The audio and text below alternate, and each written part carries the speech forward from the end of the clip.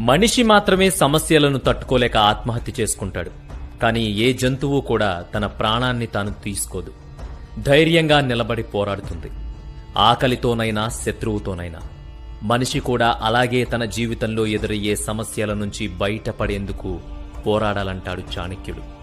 ఎంతటి సమస్యకైనా పరిష్కారం ఉంటుంది. సమస్యలు వచ్చాయని బాధపడే బదులు వాటిని ఎదుర్కొని నిలబడేవాడికే అవి సలాం చేస్తాయి. అందుకే సమస్యల వలయంలో చిక్కుకున్నానని కుమిలిపోయే బదులు వాటిని ఎలా పరిష్కరించుకోవాలనే దారులు వెతకాలి. ప్రతి మనిషిలో ధైర్యం ఒకేలా ఉంటుంది. కాకపోతే దాన్ని ఉపయోగించుకోవడంలోనే అసలు విషయం దాగుంది. అందుకే మనల్ని భయపెట్టే విషయాల్లో మనకి ఒక ప్రణాళిక ఉండాలి. ఆ ప్రణాళికే మనల్ని భయాల నుంచి, బాధల నుంచి బయటపడేస్తుంది. పిరికివాడి మదిని బింకమీలాగురా అన్నాడు వేమన. పిరికివాడు మీదికి ధైర్యంగా మాట్లాడినా లోపల భయపడుతుంటాడు. కాని ధైర్యవంతుడు అలా కాదు. తన ధైర్యంతో ముందడుగుతో అందరికంటే ముందు నిలబడి నేనున్నాననే భరోసా ఇస్తాడు. అందుకే పిరికివాడు రోజూ చస్తాడు, ధైర్యవంతుడు ఒక్కసారే చస్తాడు.